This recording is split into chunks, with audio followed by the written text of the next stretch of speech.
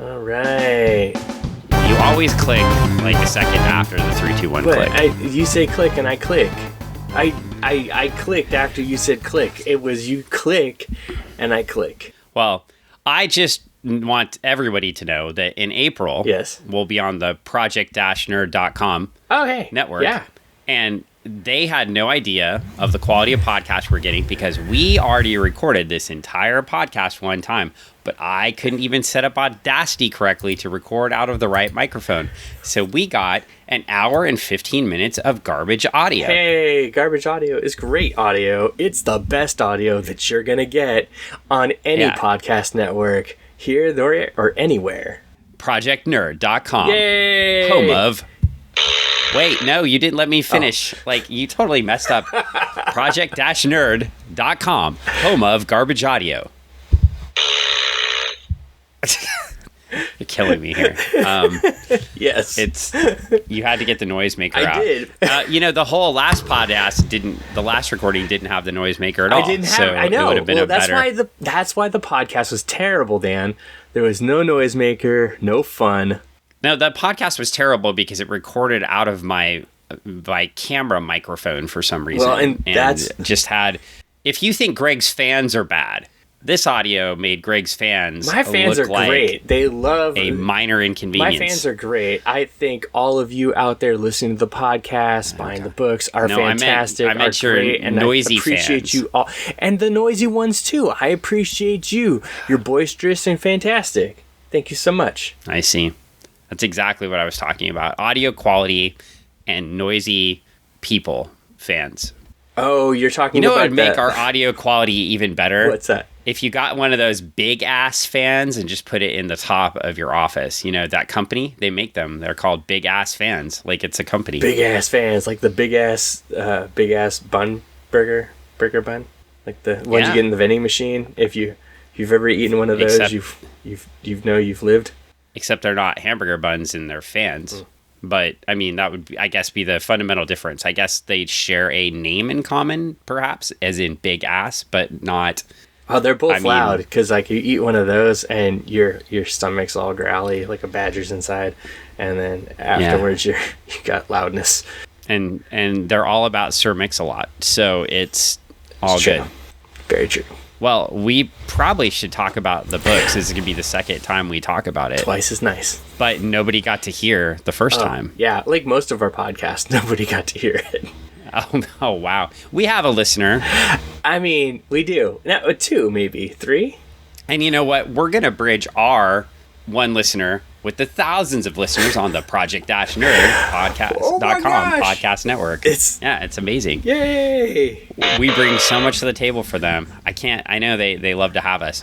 They're saying April. We'll be on there in April. Hey. So it'll probably be April when you listen to this. So maybe. Well, anyway, we have a book to talk about because we're still talking about the Legion of Superheroes in 1982. 1982. And we have their first ever annual. Oh, hey, it's exciting. Now, this is not the first ever annual that the Legion of Superheroes have appeared in. Just the first ever one that this group, No, it's the first ever one titled the Legion of Superheroes. Like, they have appeared in Superman annuals and Action Comics annuals. But just their first one. The first one that they ever had. Yes. Of their own. That's just theirs. Just theirs. Yeah. They're the only one. Yeah, and I guess Superboy does technically show up in this one. Well, that's no fun.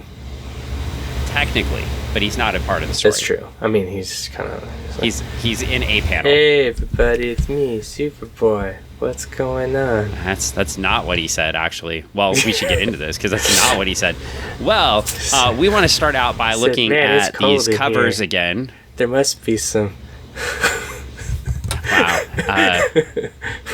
Well, we've got a cover that is really cool looking. It is pretty cool looking. It's like got a lot going on it.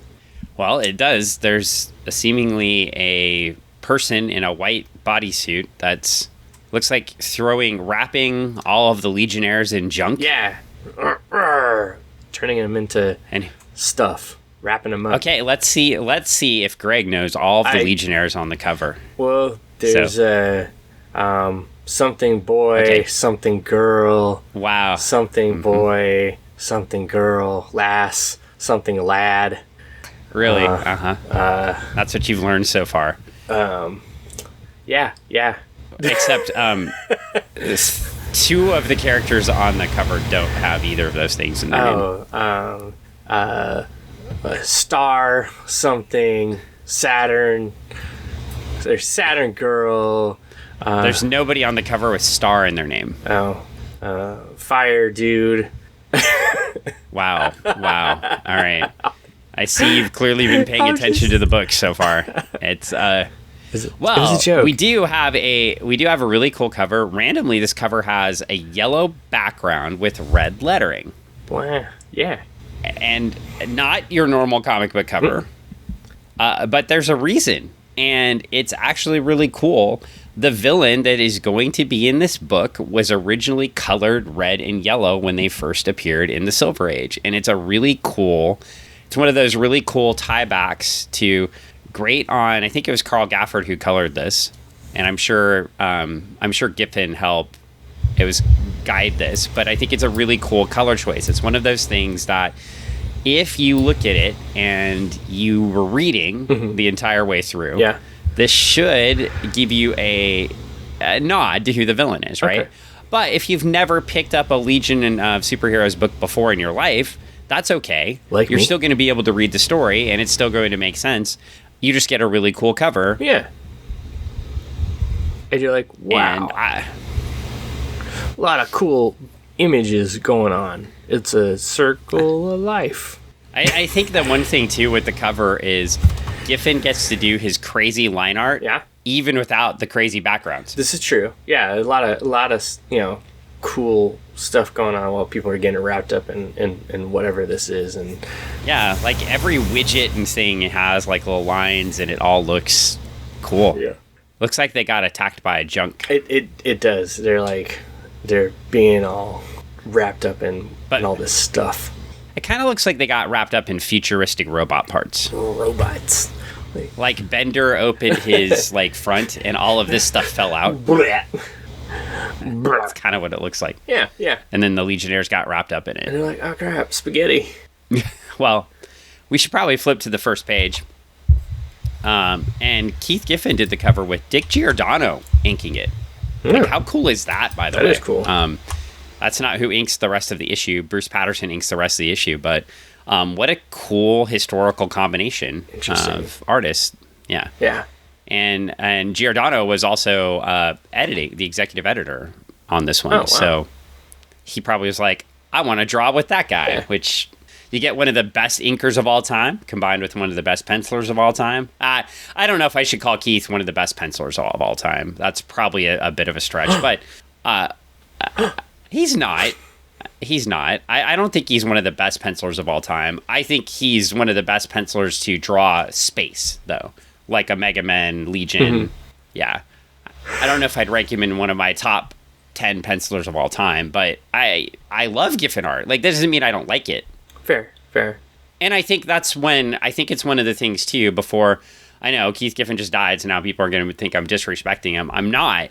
I think, too, when you are doing art, you need to pair the right penciler with the right writer for the right setting, right? So while from a just purely talent standpoint, I don't know that Keith Giffen is the top 10 pencilers of all time, right? Just from an art standpoint. However, from a storytelling standpoint, and this is what I'll say, he's also the co-plotter on this one. I think Keith Giffen is one of the best comic book storytellers with his art, his plotting, his writing of all time. Okay. In my mind.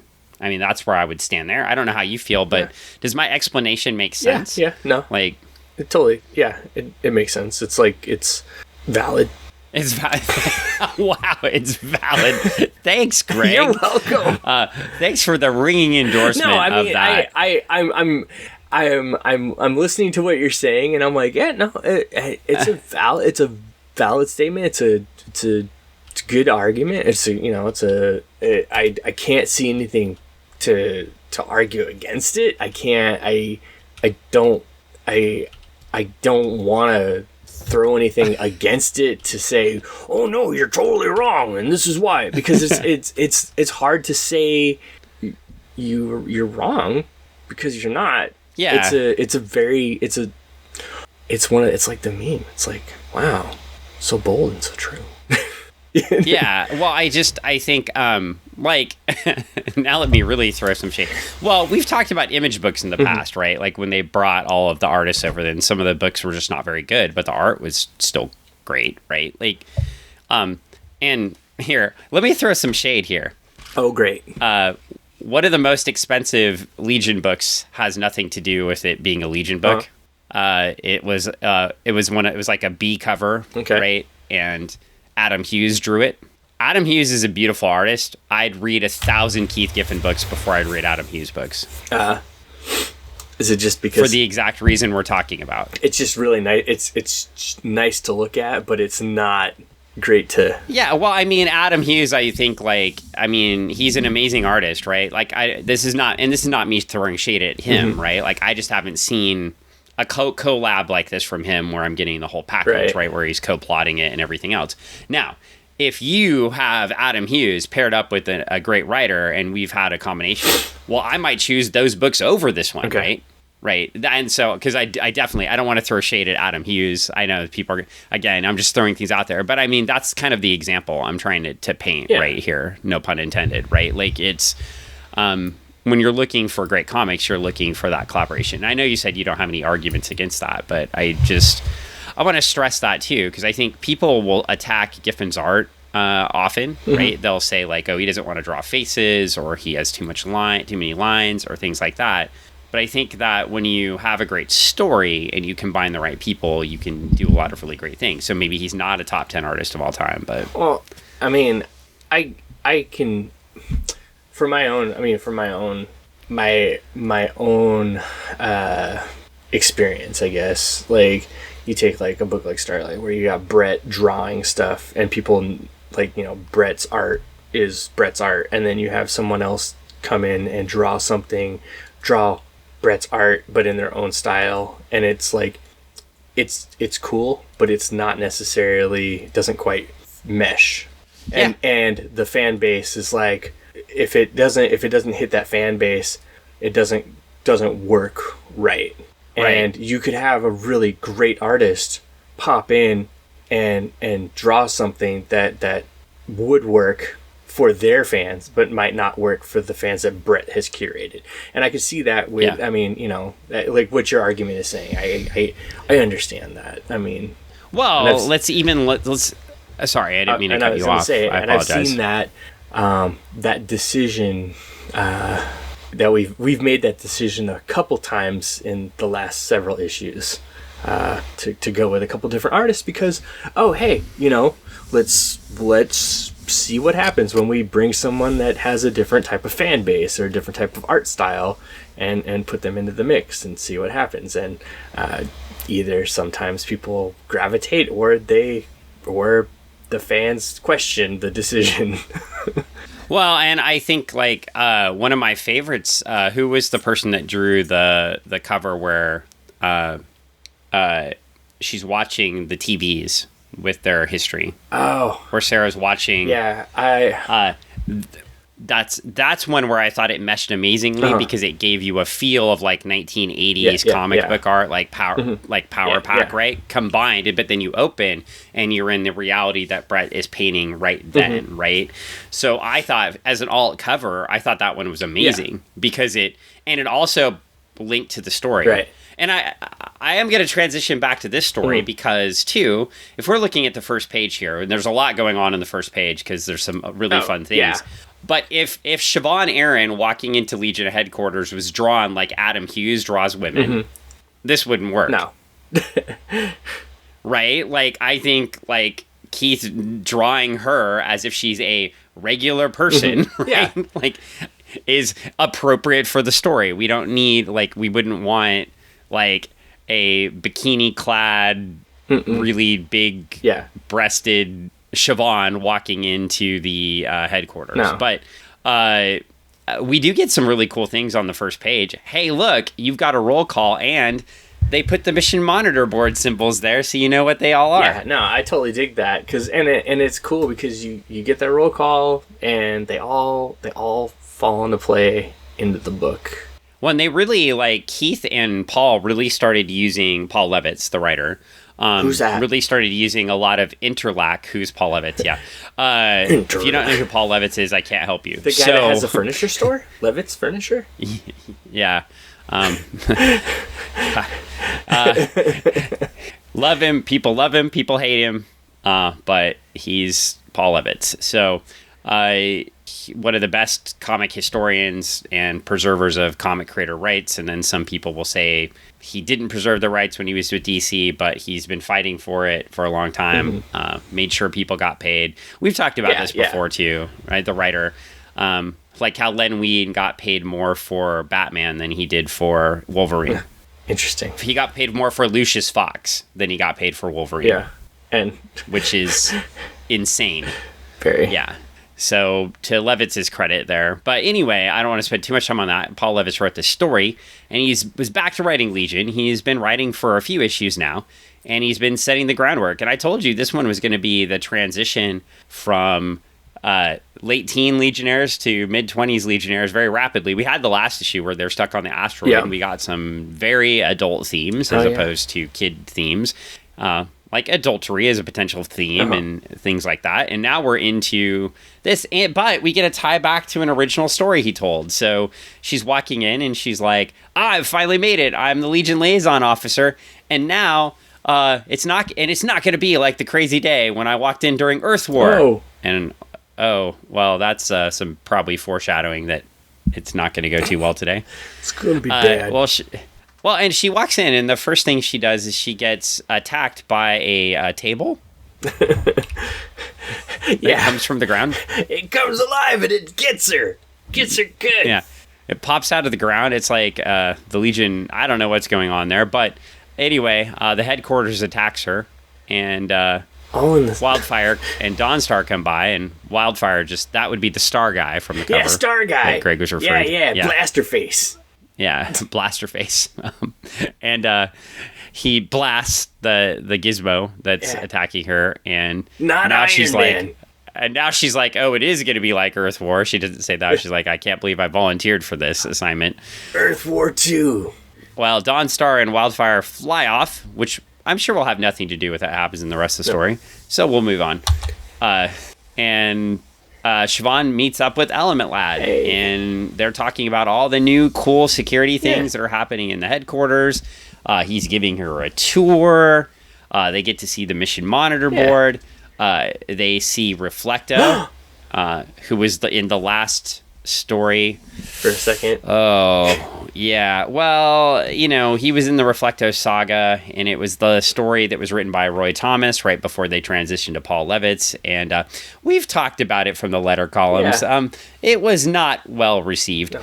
And Element Lad basically says, yeah, that story is too complex for me to talk about. Mm-hmm. It's almost like, and Keith had to draw that, right? It's almost like Paul Levitz and Keith Giffen are like telling the reader, literally, if you haven't picked up any of the rest of the Legion books, if you're reading this annual and you're giving us a try, we're nothing like what was happening right before. Yeah. And they do it in just a couple of panels, which I think is clever. And they slide it in without insulting Roy too much. Just a quick touch and go. Yeah, but hey, this is different. And then we get them looking at the brand new shiny medical center. And we find out there's a girl there, and she has some sort of rare, nerve condition. And she's got some... Brainiac 5 wants to try out some things that he learned as he taught himself to be a surgeon overnight. Yeah, and this is where Greg has problems. Well...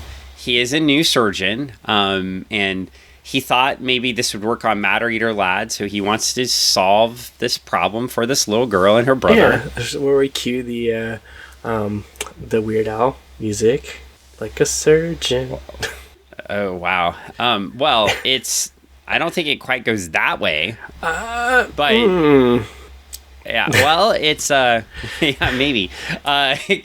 Well, we do find out that Dr. Gimbel, who always wants his credit vouchers paid, did refer Jacques and his sister Danielle to Brainiac 5. Yeah. And Danielle is sedated, it looks like, and is probably in an immense pain because she has a nerve condition, right? They mentioned that. There's it's an electrical nerve condition too, so that would mean your nerves would be, the synapses would be firing. I would imagine that would leave somebody in immense pain. Yeah, no, she's got problems, and the other doctor was like, I ain't touching that with a 10-foot pole. You go, Brainiac 5. Well, didn't know how. Dr. Gimmel didn't know how. I mean, that's a big deal. Dr. Gimmel seemingly knows how to treat every ailment the Legion ever has. Yeah. So, he probably could figure it out. Well, we get an interesting grouping here. We've got Dream Girl and Mon-El and Brainiac 5. Mm-hmm. Now, 2 of them make sense, and then Brainiac 5 taught himself surgery overnight. So, okay. Yeah, well, you always tout that he's so smart. I'm over here thinking this is highly dangerous and probably unethical. Well, I think Brainiac 5 is incredibly smart. He has a 12th level intellect, right? That doesn't mean he's always been taught, say, ethics. Yes. And he did teach himself to be a surgeon overnight. And as we go through the book, maybe that's part of the commentary here, right? When you teach yourself something overnight, but you weren't guided or mentored or brought through, if you were Brainiac 5 Hauser. Yeah. Because he's totally a maybe maybe you didn't have time to learn the ethical piece of it, and maybe like on that show you have to learn the ethical pieces as you move through the story. Maybe he needs to go write in a journal entry because maybe he needs to get an idea. Well, I think he has, I don't know what that was for, but he has a lot of, I imagine he has a lot of journal entries. He'd keep track of all of his experiments. But we find out that Mon-El is there because of all of his Daxamite knowledge on biological science. And Dream Girl is, of course, there. I don't think it alludes to it, but Dream Girl used her Naltorian. Remember Naltor? Oh, yeah. We went there? How could you forget? All the dreamers. That forgot to dream, and she had to solve that problem. Well, then Dream Girl's been solving a lot of stuff, too. Remember, she tricked Haga on Orlando? And but she also she used her Nalturian science to change Lightning Lass's powers to Light Lass. Remember the basically the person that's been dating Timberwolf and has been doing really weird things like making himself change his appearance and then being super jealous when he was standing next to Saturn Girl on the asteroid. Right. You know her. Well, just maybe Dream Girl's tampering with that person's physiology messed up their psyche a little bit. But we don't want to get into that here. We can maybe, but I'm sure Levitz and Giffen will never pick up that thread down the road. Not. So maybe she had some ethical issues too, and she's there. But basically, that's why Dream Girl's helping out, obviously. So we've got the 3 medical folks there, all working out. And then we flip the page to page 5 because this one does actually have page numbers. Hey, and I resemble that remark. Yep. And so I believe you like the page numbers in this one. Anyway, I do like the page numbers in this one. It makes it easy to find things. I like it. Well, basically, the whole room starts blowing up. As Brainiac 5 says, I swore never to use that circuitry again after the harm it caused, but this time I'll control it, master our computer, and make up for what happened before. Not a second later, the entire room blows up. Ah, man. Or at least Dream Girl's panel and Brainiac 5's panel blow up. Yeah. Aye. Yeah, well, Dream Girl's taken out pretty quickly because she's shocked, presumably dead. Yeah, it looks like bad stuff has happened. There's a lot of Kirby Crackle going on. I'm not sure. Kirby Crackle usually is not good when it's attached to a person. And Brainiac 5 escapes his little area, but Jacques... So we had Jacques Faucard, that's the brother, and Danielle Faucard, the patient. And Jacques yells, look at my poor little sister, and all of a sudden she pops up, and the red demon eyes happen. And good news, on the last podcast, Greg and I spent 20 minutes trying to remember the name of the movie, The Exorcist. The Exorcist. But this is clearly playing off the Exorcist, right? Like with the girl popping from the bed with the demon-y looking eyes and doing some crazy things. But it's a spooky panel. It's very scary. I don't know that it's scary. I said spooky. I think I don't know that I'm scared, but it's not.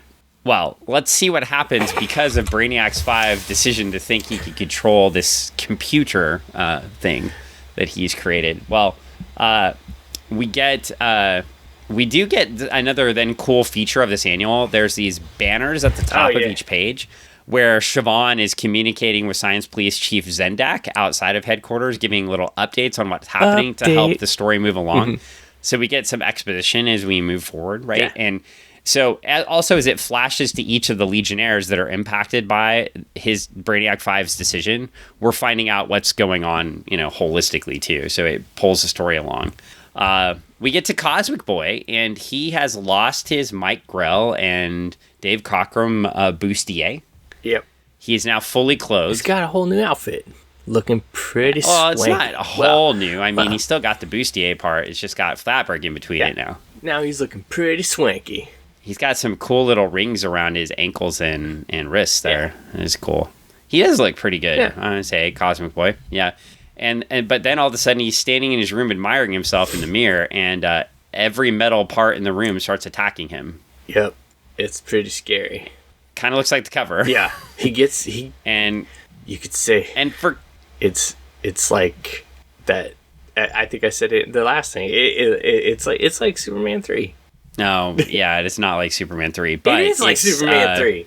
It's in this case, for those of you that don't know, because Cosmic Boy's name doesn't actually tell you what his powers are. He's got magnetic powers, very similar to, say, some guy on X-Men 97 that, Magneto. Magneto. Well, that's very attractive. Yeah. And well, everything's attracted to Cosmic Boy, and he's concerned that if he reverses the polarity back to normal, everything will crush him. So he's now being cut up with all these parts bearing down in on him. And then the computer starts talking to Jacques and asking him how he is, which is weird. Would you like to play a game? Yeah, that's...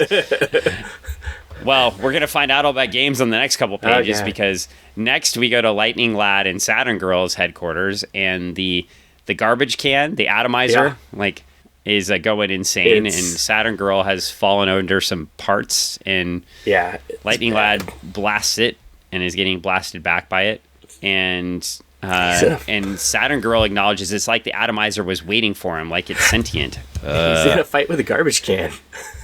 Yeah. I mean, I've gotten in a fight with a garbage can before when the lid is falling on my head. Well, yeah, I could see that. It doesn't sound right. Probably not quite the same. I'm talking dumpsters.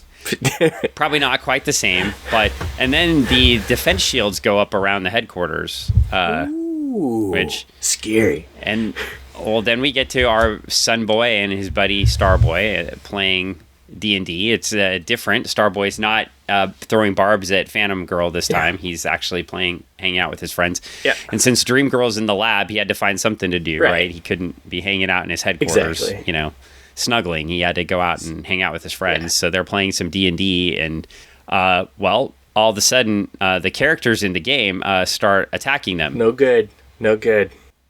Yeah, I mean, it's really kind of cool. It's super intense, dude.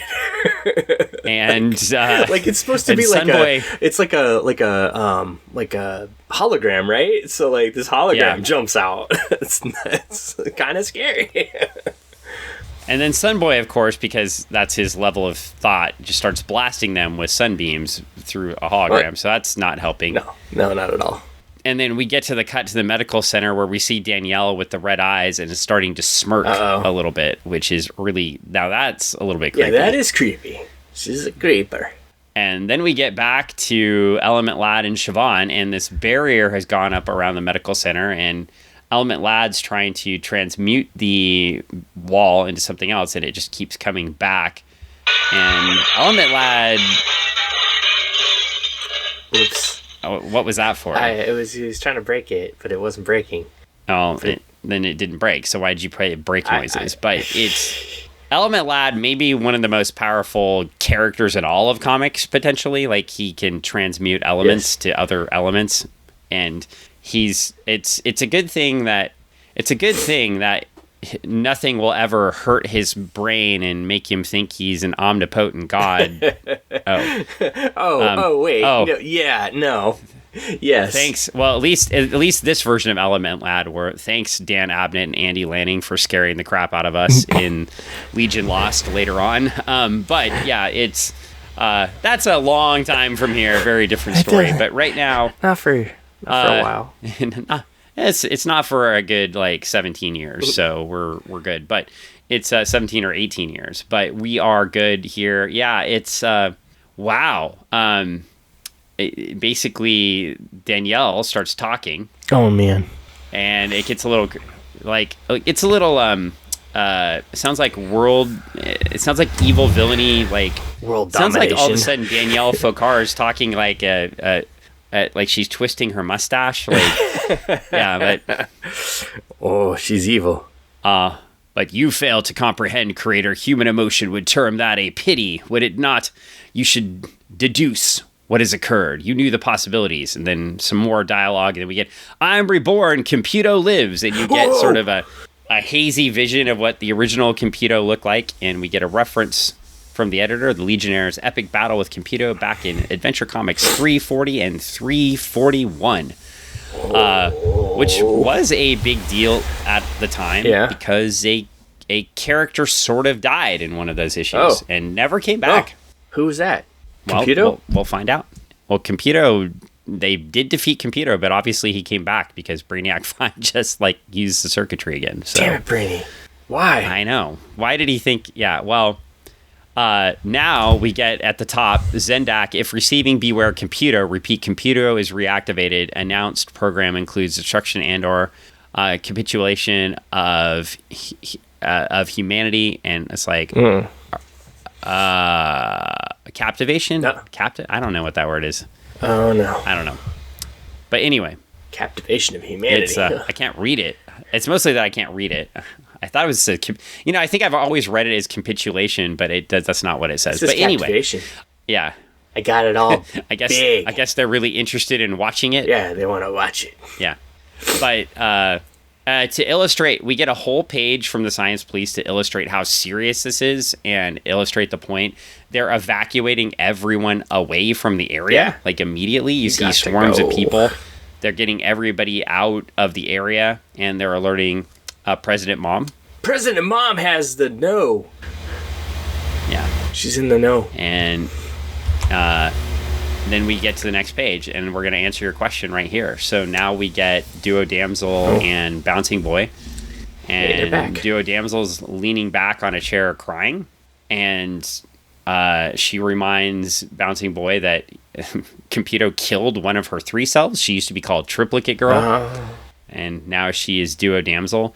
It was one of those Silver Age stories, which was kind of unfortunate in the sense that one of her died, and then at the end of the story in the Silver Age one, she just bounces back and goes, well, one of me died, but look, I'm Duo Damsel now. The end.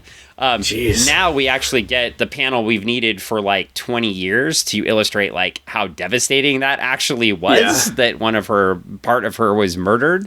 And do you think it was because at the time they just couldn't, they're like, oh, we can't, that's too hard of a sell to the readers to just be like, hey, we killed this person, we got to make it yeah, I mean, in Legion they did kill people, but so Lightning Lad died early on. He was brought back 8 or 9 issues later, so it was a death.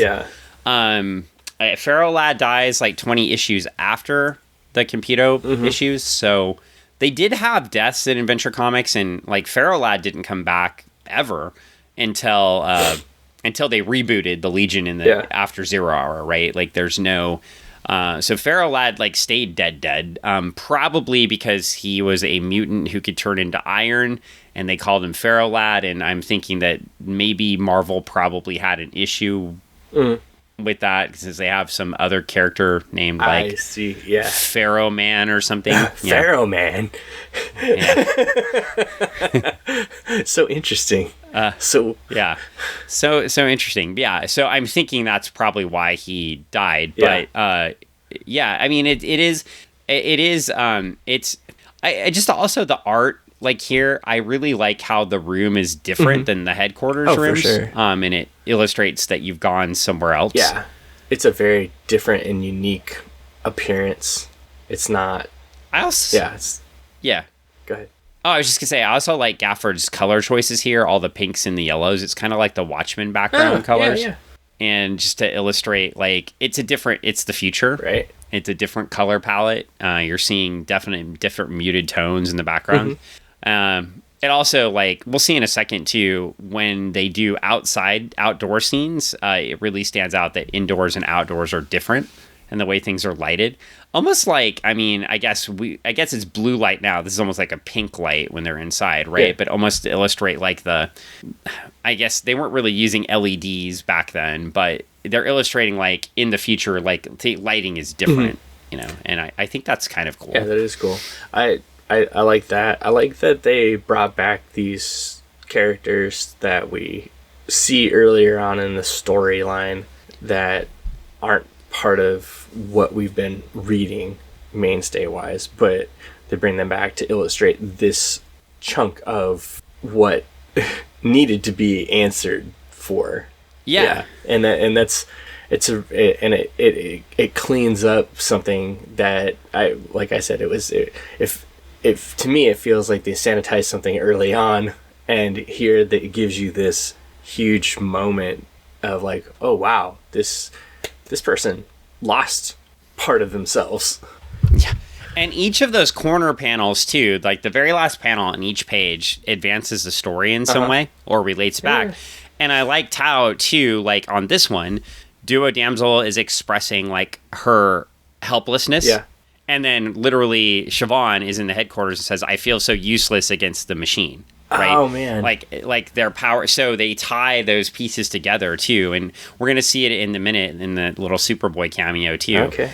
And well, now we go back to the medical center area, and Element Lad and Siobhan are trying to get in, and not Phantom Girl, Shadow Lass shows up. Hey. And Shadow Lass is like, hey, you keep trying to go through the wall. Maybe that's not the best idea. Or wait, no. Actually, she doesn't say that yet. That's in a couple pages.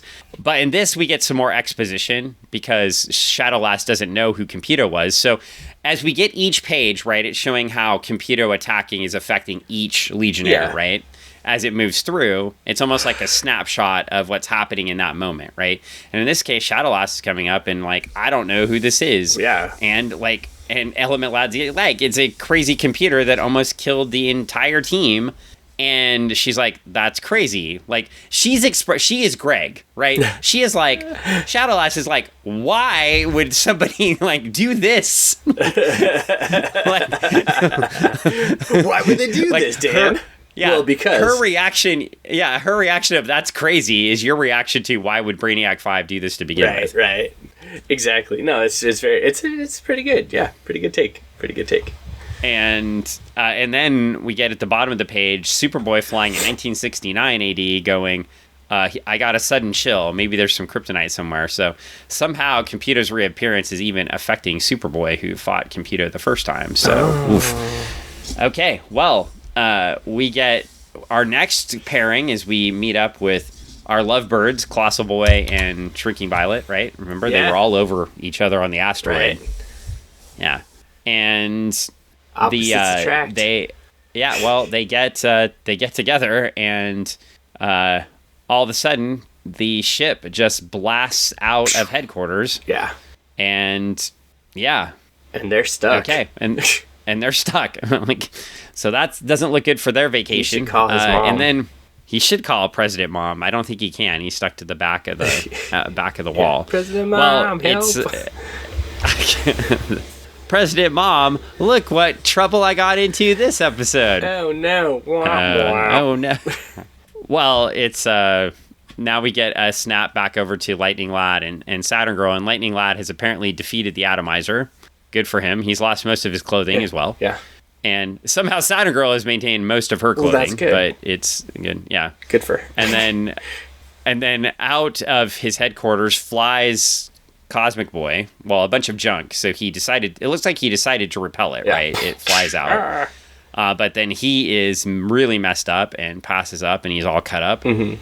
And then beams start blasting out of the other room, and Lightning Lad thinks, oh, that might be Sunboy, since it's a big beam. Fire beam. And then we get another call back to the past in the last panel. We have the Legion of Substitute Heroes. we have Polar Boy there, and I can see Plant Lad in the background, Fire Lad. That looks like Night Girl's hair. Who Night Girl is probably very concerned since she's dating Cosmic Boy, so that could be. But the science police officer says, "Listen, I don't care if you're the Legion of Super Pets. Nobody gets near that building." So,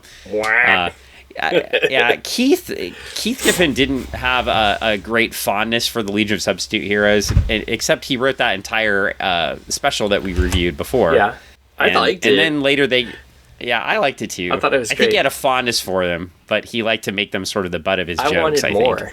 Yeah, I wanted more of that. Well, you do get more. Polar Boy does eventually join the Legion and becomes their leader. So, well, that's great. I want more of that. Yeah, well, you did get more. It was this series called the Justice League, Justice League, and Justice League International, and Justice League America. I believe you actually got more of that. I understand. There was a whole series giving you exactly what you wanted. Exactly what I wanted? Good. Yeah. Let's read it all. It just wasn't done with the Legion of Super. Well, I will go back and get my Justice League Omnibus, and if you want to start another Justice League Giffen and DeMatteis podcast, we can certainly do that. I'm pretty sure Project Dash Nerd will be like, wait a minute, another podcast just devoted to Justice League? Well, there already is a whole podcast just devoted to Justice League. Happy to share that with you later. Us, Dan. That is true. What do you think, listeners? Well, anyway, listener, it looks like we find out that Computo has paralyzed Mon-El, bathing him. Oh no! Yeah, like that's not good. So now it's just Jacques and Brainy running around the room trying to solve the problem. This is terrible. And Computo continues to taunt them. He says, "Your flaw was always your human emotions creator. That is consistent. You should never have risked my return for the sake of a meaningless child life. Look what it's costing you." And then we get a flash again to the gym, and we see a big thump. And Block is trying to go swimming. Yes. See, you're getting the Legion of Substitute Heroes issue right here on this one panel. Block is trying to go swimming. Boy. He falls through the pool, which is it's a really cool pool. It's like suspended glass pool. It's. I was thinking it was like the transparent aluminum from Star Trek 4. Okay. Yeah. That they put the whales in. Yeah. But apparently the whales weigh less than Block because he fell right through it. Oh, he's apparently silicon life forms sink in pools. Who knew? I would imagine he's a tad bit heavy. He went off a diving board. He does have like that giant flight rings, to fly. Like it's anyway, Timberwolf is quite annoyed because now he can't dive into the pool and do all his cool acrobatic stuff as he stands there in his swim trunks. But then, like, the rings come over, they fly over. I guess they're just suspended and start attacking him. And he yells out for Block, but Block is being attacked by a futuristic pommel horse. Man. So not going well there in the gym either. Yeah. And then an SP Beacon. Oh, sorry, Greg. Yeah. Yeah, Gymkata. The best movie from the 70s. Sure. We'll just roll with that. Gymkata. Gymkata, one of the best movies of the 1970s. I mean, with The Towering Inferno and The Godfather. I mean, if you want to learn a fighting style that is all about gymnastics, Gymkata is the movie for you. We should review Gymkata with jiu-jitsu lawyer Paul Boudreaux. Oh my gosh, we should. That would be hilarious. We should make that happen. I just want to see his reactions too. I believe at the end his reaction might be, "Why did you just waste an hour and a half of my time?" Or his reaction would be, let's get someone into the gym and see what they're fighting, how if this fighting style could hold up against jiu-jitsu, and for how long. Well, that would be interesting. So, well, we do get an SP beacon that is tracking down Wildfire and Dawnstar. Not to transition out of Gymkata, but we're on page like 16 of 40. So now on 17. We may want to move it along. Yeah, I'm moving along. And it's wow. Okay. Well, anyway, the beacon tracks him down and. Really, why is it so fucking long? I don't know. It should last for like a second. I don't know. So we get back, and now we're back at Science Police Central, and President Mom gets a message from Chief Zendak of the Science Police and finds out the situation's really bad, and then the Green Lanterns contact her, and she's like, screw you. Yeah. No Green Lanterns are coming to the Earth ever. No, you get out of here. We don't want your help. And the Green Lantern tries to save face and is like, I'll convey your feelings to the Guardians and I'll let you know their decision. And she's like, tell them my decision. No.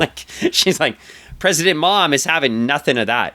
And then she says, and then she defends her position to her folks. And she's like, my son is there. Yeah, get over it. And she's like, get out of here. And she wants to pray in peace. She's not too happy. Okay. And then we get a little message in the corner. We get an update on President Sun, who is like, I'm beginning to think the cruiser doesn't like us. So again, another good Colossal Boy. Always using his big brain. He's got that big brain everything. Energy. He's got that. Look at that big brain on Colossal Boy. Oh, he's a big thinker. Womp, well, we get a really scary sight where it looks like that Computo is burning out the body he's in. Yeah, melting. And Jacques is screaming at Computo that he's killing his sister and torturing. He said, would that I had the power to torture you as you deserve. And he's like, Computo's like, torture? That's a new human term for me. Catalog. Does this image of your sister's psyche constitute torture for you? And they're throwing some barbs back at each other. Yeah. And Brainy's just in there. He's like, I've got to calm myself down. I've got to think. And in the corner, we have these eyes pop up in space, and they're like, there's a power I sense. It must not challenge me. Oh, remember that creepy space planet from before? Yeah. Well, I don't know what's going on there. Oh. Well, we flip the page, and we get Ultra Boy, Phantom Girl, and Light Lass, and they're moving some stuff out of storage back into Ultra Boy's headquarters now that he's back from the Reflecto saga. And because they thought he was dead, so now he's alive. He's moving back in. And as they're moving back in, it looks like the mop or vacuum is doing something and then attacks Phantom Girl's face. Oh, goodness. I'm not sure why she doesn't just turn into a Phanta, but, hey, it scared fine. her, dude. Yeah. Well, I think her instinct would... Phantom anyway, that's cool. Yeah. It's like...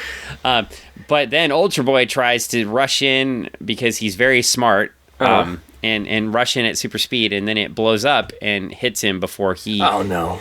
Can switch. Well, yeah, so, remember, because Ultra Boy can only use one power at a time, and he's also very, very highly intelligent. Yes. No. Nah.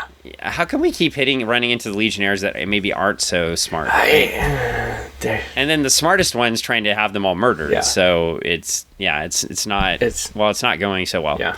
Not going too good. Well, that power guy sends out something out in space to go try to find out what the power is. So this little creature starts flying out in space. Going out.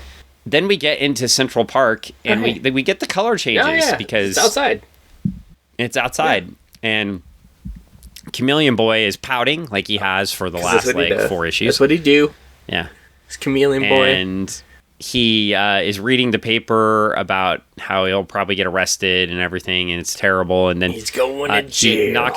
He knocks the paper down, and he ignores the SP spacecrafts flying very rapidly in the sky above him. Clearly there's a problem going on, but he's out hanging out in Central Park, so he doesn't know what's going on. Stupid paper.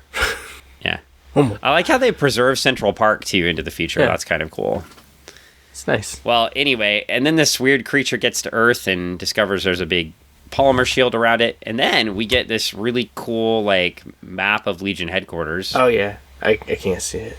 That's okay. We don't have to talk about it. Yeah. I can just say I looked at it a lot. Dan likes it. And they did even incorporate it in the story, right? They said, I suggest examining Legion HQ blueprints. Oh, okay. And so it does make sense. Like, so Siobhan is like, hey, Chief Zendak, examine the blueprints so you can figure out how to solve this problem if we can't do it. So it is cool. It does make sense that it's there. And I liked it when I was a kid. I probably read that thing a billion times. Yeah. Well, it's now we're back to the story, and Computo is again taunting Brainiac 5, and Brainiac 5, while Computo is taunting, grabs a telepathic plug from his belt. So the belt's not just for just like snacks and stuff like that. Well, it's his force field belt, right? But snacks. I will say, I actually did think that was cool, though. They've established that they use the telepathic plugs to communicate in space. And so he has one, and it makes sense. All the other Legionnaires should have one of them, right? And he grabs one, and he slides it over to Jacques. And communicates, hey, don't react. And just follow my lead. Yep. Be cool, man. And then we got a plan. And then we've got Wildfire and Dawnstar trying to stop the runaway ship, and of course Wildfire does what he does best. He blasts it. Kapow! And Shrinking Violet and Colossal Boy fall out, and it's interesting. I believe that Haranth, remember our horse guy? Yeah, horseman. Yeah, I think horse mobster. Yeah, what kind of deal do you think he's going to cut with them on their next cruiser after they had to destroy that one? It'd be like buy one get one free. Use guys. Buy 3 get one free. Buy 3 get one free. Haranth. Oh. Yeah. It's well, sure. Yeah, I think it makes sense. I think he could get. And then if you lose another one, I'll throw in a second one for half price. I love too how in that image with that little space, the junk from the ship bounces off Wildfire, and it says plunk. Plunk. I mean, some of the Keith Giffen art stuff is just hilarious to me. Like he'll always throw in something like that. Oh yeah, I see it in that. And you see the Servant of Darkness, right? Oh, hey, he's just waiting. I mean, not of Darkness. This the Servant. Sorry, I am the Servant. That's a good band, man. Servant. Oh yeah. Oh yeah, sure. Sure, it's good. And then we get Element Lad there exhausting himself, and this is where Shadow Girl's like, maybe we should go under it. Oh. And they're like, okay, we'll try that. And then now Lightning Lad's looking astonished, clearly recovered from whatever was happening to him after he was leader. Yeah. And he recovers from that to see Starboy and Sunboy hanging, and one of the creatures from the game saying a prayer to Mordru the Merciless. Oh, no. And if you don't know about Mordru the Merciless, well, Mordru appeared way back with Jim Shooter in Adventure Comics 369, where he fought Duo Damsel, Superboy, Mon-El, and Shadowlass. But he had an unnamed appearance before that. So when Shooter introduced him, it was like, oh, this is Mordru, but we fought him before, but we never knew because it just didn't make a story, right? I see. Well, and of course, Mordru also appeared in Legends of the Superheroes, riding a jet ski. Oh, yeah? Yeah. If you go back and look up Legends of Superheroes, that superhero variety show from the 70s, you will see Mordru riding a jet ski at some point. Because apparently that's how futuristic magicians get around. Okay, cool. Yeah. I mean, well, yeah, the Lord of Chaos, you know. I am the Lord of Chaos. Mordru. I ride jet skis. It sounds. Wait a minute. Hold on a second. Is he also a really good pitcher? No. Oh, because he said that Lord of Chaos riding a jet ski. Yeah, I mean, well, anyway, the Mordru in the comic book, and not on the Mordru in the comic book rivals like Computo, right? Okay. It's very scary. So in this case, Starboy's like, can you zap the machine before he finishes his prayer and brings Mordru back? Gotcha. And then we get to the corner. Apparently, the servant got hit by space junk? Oh. I mean, I feel like you should know more about space junk than me. Like, is that a real thing? Would you just get hit by... Yes, space junk is a thing. I know, like, in our last recording of this, I went into a very in-depth discussion of space junk. I will truncate it for this one because I don't want to go on to the 15-minute tangent of space junk that I did last time. But yeah, space junk's a real thing. There's a lot of space junk out there. As I've done some research on this for books and stuff like that in the past. Absolute Zeros being one of them. Books like Absolute Yes. Zeros, Camp Launchpad. Yes, and the rest of the book series for the Absolute Zeros. The space junk is a real thing. When we do launch things into outer space, there is separation from those accelerant devices. So anything like a rocket or anything that goes into space will become space junk, and if it doesn't fall into the atmosphere and burn up, and it will spin around whatever those larger planets are, or in the asteroid belts and other things like that. So you will end up with space junk. And if you have satellites that don't fall out of atmosphere or into the atmosphere, and they continue to just rotate around, they're no longer functioning, they are also considered space junk. So things are out there, and they are dangerous. We do that. So if this and NASA and other space agencies do measure space junk and note space junk, and then also do calculate when space junk will fall into the atmosphere, such as a giant amount of batteries that were launched off of the International Space Station.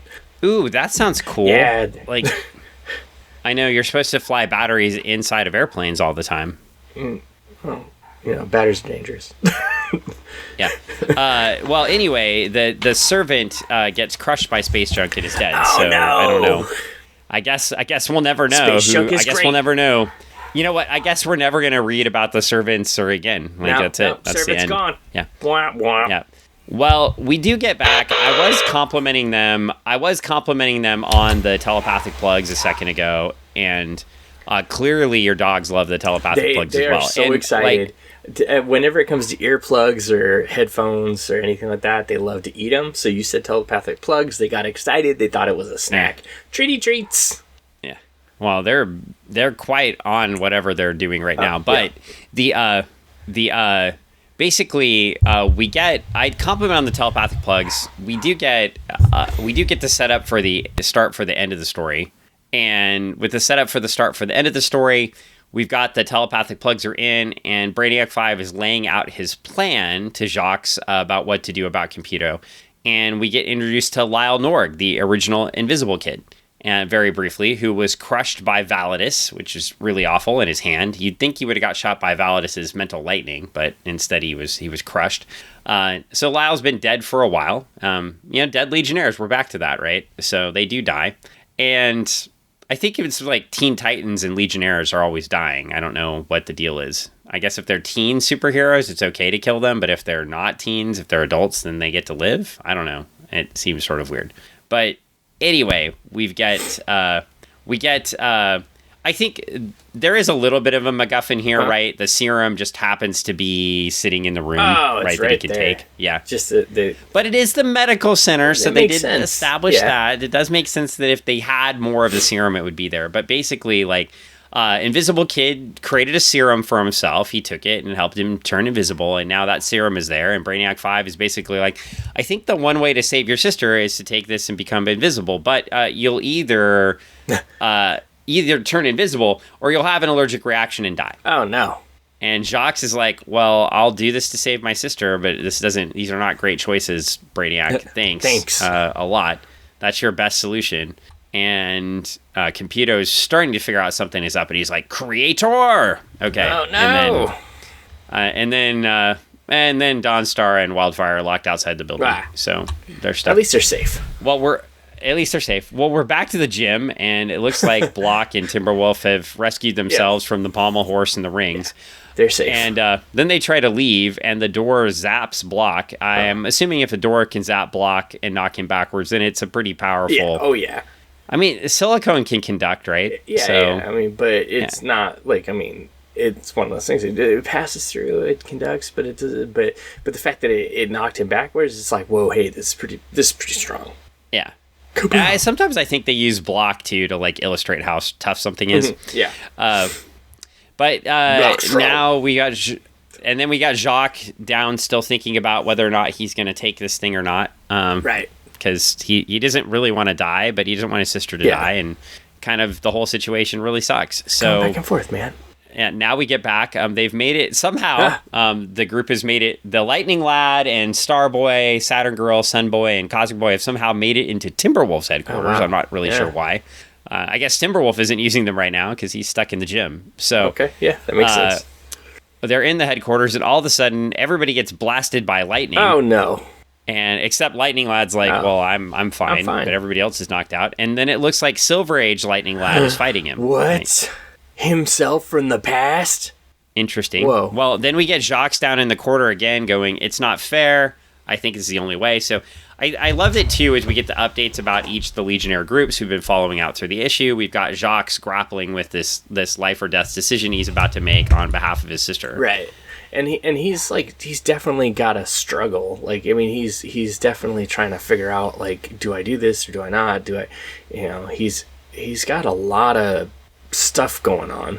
He's been dealing with through the whole book, and right now it's a definite point of, if I don't do this, she dies. If I do this, I might die. Well, and then we get back to the medical center, right? While he's thinking about that, we get Computer taunting everybody. He's basically knocked Dream Girl out. He's paralyzed Mon-El and is showing him the Phantom Zone projector that trapped him in the Phantom Zone for 1,000 years, so he can't move, and then he's taunting him. Oh, that's terrible. And finally, Jacques makes the decision that he's going to go ahead and do this. And so he walks over to a panel, and Computo's sort of ignoring him, paying more attention to Brainiac 5, right? Until that serum pops out, and then Computer's like, what are you doing, human? Because Computer doesn't think Jacques can do anything, right? And he says, Jacques just announces, I'm doing what my sister would have me do, Computo. And he drinks it and vanishes. Oh. And now he's taking out Brainiac 5 because he's like, this is your fault. Yeah. Which is true. And then we flip back, and now we're trying to figure out what happened to Light Lass and Phantom Girl and Ultra Boy. Right. Maybe getting a glimpse on... Now, as much as I was picking on Light Lass for sort of her like attitude toward her partner, right, and kind of shaping him and making him do things, I don't wish potential death on anybody. And so I think this was a nice panel too, because she's floating them out of the room and sacrificing herself. Yeah. And I actually think this is cool because the way they've painted Light Lass over the last few issues of just being sort of this manipulator and then selfish, jealous girlfriend in peace, and selfish, she gets a self-sacrificing act, right, to illustrate she's still part of the team. Yeah. So it's a hard page because like she's in rough shape, man. Yeah. It does not look good. And then we get to the other dorm and we still see Lightning Lad fighting Lightning Lad. Yeah. Lad against lad. It's no good. And then we get the group back. We're back to Siobhan and Element Lad, and they are trying to get through the barrier, and because it looks like Shadow Lass's idea of just going around it didn't work, and then Element Lad's just finally, we're going through, and he starts pushing through the gook. I don't know if that's such a great idea. And in the medical sphere, we see swirling junk. Oh man, looks like Computo's trying to take the lab apart, and he's attacking. Yeah. Brainiac 5 with it, and eventually it breaks down Brainiac 5's force shield, which is really interesting because it should be pretty much indestructible. Yeah. But while that's happening, Invisible Kid is tromping around, and Mon-El is trying to use his powers, right, to do one last thing to like open a canister so this hypo can come out. So basically, they're giving the body a future EpiPen, right, to extract, right, to reawaken the body and get the circuitry out of it. Give it that boost, that pop, yeah. And over the next couple pages, we get really scary looking Computo taunting everyone. Right. Monel uses his heat vision. This disc pops out, and Jacques gets the disc, but the trick is he's invisible, but now he can be seen because he's holding the disc, right? And it is interesting. If I was going to dig into the story a tiny bit, right? Like, usually invisible characters like Sue Storm or the original Invisible Kid, right? They can extend their field like around their clothing. Yeah. It's so they've sort of treated it more like an invisible field, almost like bending light as opposed to right. And so cloaks, right? Yeah, but he doesn't quite know how to do that yet because he just got the power. So I guess I like that part. It's just weird though that he knows how to do it with his clothes, but he can't do it with the disc. Yeah, the disc is in the open, and Computo can see it, and it's like, what's that floating around? If you want to sing with me, follow the bouncing disc. Hey! Mask, yeah. But he does manage to get the disc onto Computo and shock the body, and as that happens, the Computo is knocked out of the body, and all is theoretically well, except this poor little girl hasn't been healed. No. She's just sitting in the middle of the medical center. she's been corrupted. Her brain. I mean, like she's still had all this like bad stuff happen to her. Her body's been taxed by neurological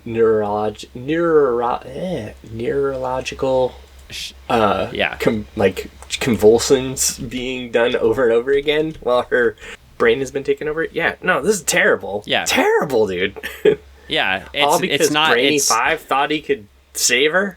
It's not ideal. No, dude. And it's and then eventually, well, we'll get to that in a second. But yeah, she's there. Lightning Lad finds out he's been fighting a welder for a half hour, which makes sense. We get Chief Zendak seems happy, and so does Gigi Kusamano, the other science police officer. Block and Timberwolf get out of the gym. Yay, good. And Jacques is sad, and somehow Element Lad ended up on the roof. Okay. I'm guessing, based on how this story went, probably the next Legion leader elections probably ain't going his way. Probably not. Yeah, he's not. He did try. He tried, but he did not succeed. Well, they go back to the medical lab, and Brainiac stabilizes Danielle, but still has the weird red glow in her eyes, which is really creepy. Yeah. And then he goes back to a meeting because Shining, we can't. They do. we cannot have a Legion of Superhero comic book unless we have a meeting. Oh, yeah. They have a lot of meetings, and Brainiac basically goes in and says he's unworthy, and he shouldn't be in the Legion, and instead the whole Legion is like, no, we're keeping you, and we're gonna keep Jacques too. We want the new Invisible Kid to join the Legion. So Brainy gets to go talk to him and say, hey, do you want to be a Legionnaire? And he says, of course I do. I will try. And it's the end. And I will say, they do something. So Jacques becomes a Legionnaire, and this issue is important because they had an African Legionnaire named Tyrock, who we've mentioned before. They wrote Tyrock out of the story, but now they have Jacques, so it does increase people of color in the Legion, so there's increased representation in this issue. In addition to the notion of just getting a really good story, we also get some increased representation in the Legion. Additionally, we'll have increased representation in the future. Danielle, before 0 Hour eliminated her character, which was super frustrating for me. They actually wrote Danielle into the story too as Computo, and she had the power basically to talk to machines. Oh, like Dr. Dolittle, but with machines. Yeah. So I mean, cool, right? Like, or the terrible. Well, or some people might say Doug Ramsey of the New Mutants. Okay. Which, well, that didn't go well for Doug, but yeah, much. Also, I mean, and then 0 Hour in DC kind of killed the character off, because when they relaunched the Legion, right, with the founders, Danielle would have appeared so far in the future that she didn't really show up. She does get to show up later again, too. But, I mean, I thought really cool concept for the character, right? Another tie back. This happened to her as a child. When she grew up then, she maintained that circuitry, right, and could talk and communicate in the same way Computo was communicating with the machines here, right? So, does make sense. Right. The cool character, she actually even made it onto those DC trading cards that that Anne gave me. Yeah, we got those. So one of those trading cards Anne gave me was one of Danielle. Oh, that's cool. So yeah, so then another random tie back, but yeah, I mean, wow, this story was big. Yeah, no, it's a big book, and it's a lot more than I expected when I opened it. I mean, obviously it's an annual, it's going to be a large story, big book, but it was a lot more. It's not your Archie's style Legion book, it's not your kids Legion, it's not your teenage book, it's not your teenage teen book. This is a grown-up book. I honestly thought people were going to die. I thought we were losing Legionnaires. I honestly, like, and I said this on the last time we recorded this podcast, and I probably said a lot more. I was mad for multiple reasons. I felt like this book was, because I mean, they did such a good job at building up so much stuff over the last couple issues to get us to this point, and this now has me scared that something is coming. Yeah. Well, I was sort of, when I read the book the first time, happy that Chameleon Boy was outside of the headquarters, because he seems like the one that they would have, like, offed, right? Oh yeah, no, Chameleon Boy gone. Yeah.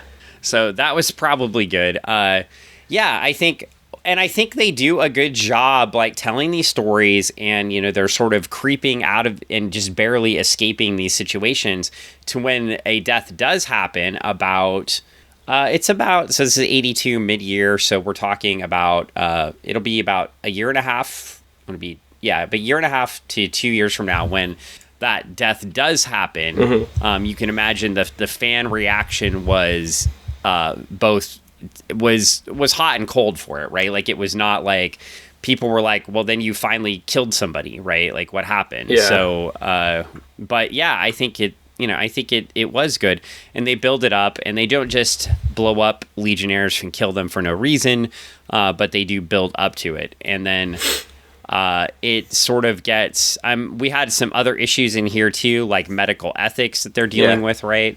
The whole notion we talked about at the beginning, that I'm glad we actually did this again, because we didn't tie this back in last time, but the notion that he teaches himself to be a surgeon overnight, but he doesn't get the ethical and moral training that needs to go along with training a medical professional, right? So that doesn't happen. You get the why you're doing it, but and the how you're doing it, but not the exact why you're doing these things, and the how it affects and what can affect. Yeah. So, and then he's making decisions that are not in the best interest of himself or his patient, right? Yeah. Where, because out of a great desire to do good, he desires to do good, but it's not the right choice. Yeah. At everyone around you, dude. Yeah, and everyone around him. I mean, he almost murders all of his friends, right? So it's an interesting.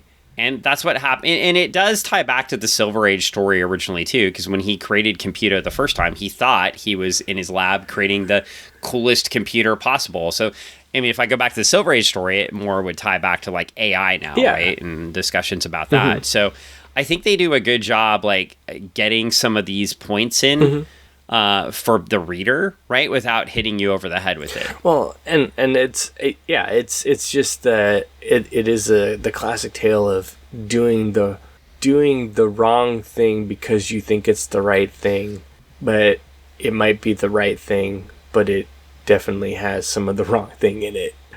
Yeah, well, there's a lot of consequences. Yeah. I mean, and I also like, too, that there's continued consequences for the choices that people make in the stories, right? Chameleon Boy is still dealing with consequences. Right. Brainiac 5 now is going to have trust issues with his friends, right? Yeah. Or he's gonna have trust issues with himself. You know, he's gonna always think twice before he does something because he's gonna wonder, second guess. Well, and Computo shows back up. Oh, no. Yeah, like it in a weirdest way possible. So you would think Brainiac 5 would learn, right? Computo shows back up as basically the major domo of the headquarters. Oh man, thought it was. And so certainly Ultron. I mean, Computo. Nothing would go wrong there. Yeah, but it doesn't. He does overcome it and control the circuitry eventually. Uh-huh. But, some of the question is, but why would he do that again? As you can imagine, Duo Damsel was not thrilled with having Computo being the major domo of the headquarters. I can imagine not. Yeah. Not real thrilled. But you also, I think, you get that sort of inevitability of, if you're talking about like AI and things like that, well, you can be afraid of AI, but it's here. So... I mean, you can be afraid of it, but inevitably it's going to be part of, and is currently part of people's lives, right? So, yeah, I think anyway, back to it before I get too lost in this. Interesting themes that they explore in kids' books, right? Like, I think it's fun. Oh, these darn children's books, they're so entertaining. And this is hard, honestly, I think this is hardly a kid's book at this point, too. That's what we've been talking about. This is a late teen... early 20s target audience, right? And really at targeting that audience that grew up with the Legion of Superheroes while still writing it a way that a kid could pick it up and read it. There's a lot of text in these books, though. Again, so like it's not like if you're 10 and you're reading this book, I think you enjoy it. So I picked the books up when I was 10, right? Like my first one was in 84 or 83, so 9. So like I picked it up, but.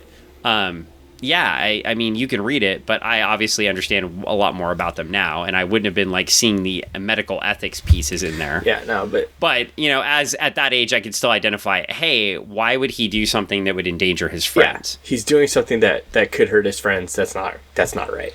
You don't know. So you don't have the language to explain it, but you understand that there's something not correct with it. And I think that's, I think that always results, I mean, similar to the compliments I've given you about Junior Braves, right? Like you could read it as an adult or read it as a kid, and you still will understand the basic themes, even though you just understand them at different levels, right? And I think that's what they're doing here in the stories. So, I mean, we're about to transition to the 4-part story, and I don't know that we're going to see as much of that there, but it's still a great story. But obviously, I mean, to me, this is, you were teasing me last time, like the whole time, but this is one of my favorite single issue books. I think anybody could pick this book up, know nothing about any of the characters, and read it and enjoy it. Well, on my 20th read now, I can strongly agree with you. My second conversation with you about this fine book, I'm just not... You've not read it 20 times. Actually... Yes, I have. Oh, you did read it a couple times. Okay, well, no, cool. I honestly like. I can see the things that you truly do enjoy about this, and after reading this a few times now, and talking about it with you, letting go of the oh my god, it's so long. Oh my god, my feeling that this was gonna, because like, when you read it, sometimes you anticipate certain things. Yeah. And if you set those anticipations aside, knowing certain things to be true, and just go in and enjoy the story for the things that you know it to be, and are excited about the way it's the storytelling or the art and the other things, you can truly experience the way that it's being told. And I think I think like I said the last time, my expectation for the book was this, and what I got was this, and I was frustrated because it was better than I expected, and that's why I was upset. Which is weird, right? Like you were expecting the Archie books, and you got this transition. Yeah. And I told you ahead of time you were getting a transition from the Bronze Age to the modern age, right here. And these characters were growing up right in front of you. Much better book in this run than I expected, and it just threw me for a loop that it was going to be such a hard read. It a emotionally hard read for in some places because of the very big growth spots that you get with certain characters, and just the fact, like I said, from the jump, is like it hits you with all the characters that are in the book right there on the roll call, and you're gonna get all those characters. You're gonna get snippets from everybody, and it's gonna follow through with all those things. And it is a non-stop. The team never lets off the gas, telling the story with all these characters. So you're just it's pop pop pop pop pop pop pop all the way through the book, and you're just like, oh my gosh, and the whole thing, like you're saying, with every end panel on every page, it is kicking you right into that next portion of the story. Yep. And it's like you're not slowing down.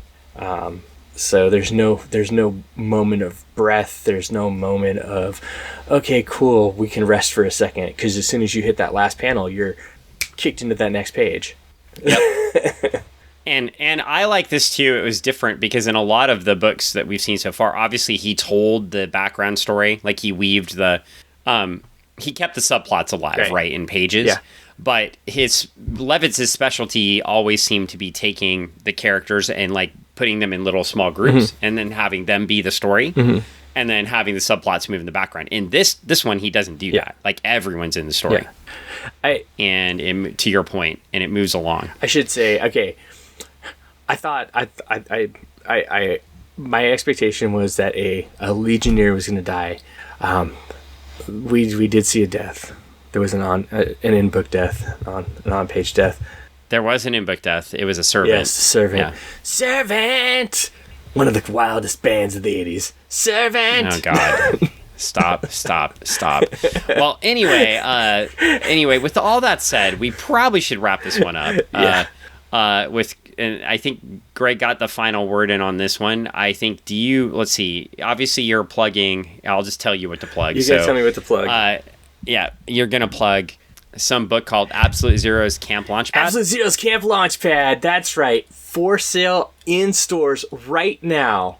And if you buy the hardcover, you'll, of course, get an MXPX CD. It will smell like vanilla cupcakes, and you will get some cordyceps. Unless you were me, and just like I am with everything, as a member of the media, I never get pre-reads. And when I got my book, I didn't get any of those things because something is messed up in the system, and I'm not being recognized for my greatness, and I never get exactly what I'm supposed to get when I make an order. But the rest of you, guaranteed you will get all those things with your hardback edition. Or you can just show up at the Retro Emporium on the weekends and meet Greg, and he'll even sign one and sell one to you. I'll sign one. I'll sell it to you. And I'm trying to learn how to draw really cool astronauts or spaceships. And then I'll mess up a drawing inside. And then sometime likely in April, Starlight number 7 will go on Kickstarter, and we'll keep you up to date on that. Obviously, you'll see it on our feed when it happens. I'll also see it on the Starlight feed. You can also go to Kickstarter and hit the alert button on Starlight number 7, and it will tell you when it is live. So we're waiting on that. And obviously, we are also part of the Project-Nerd Get out of town. .com network. Yeah. And that's cool too. So, I mean, just all sorts of cool things are happening, and we'll keep you informed where Greg and I might be in the future. Tell you all about it. Alrighty. Well, we should probably wrap this one up because they've been listening to us for a long time. It's been hours. Longest podcast ever. Yeah. It has not been hours. But anyway, on that note, I'm going to wrap this one up. Thanks for listening to this edition of Funny Book Forensics. Thanks. Bye. Bye.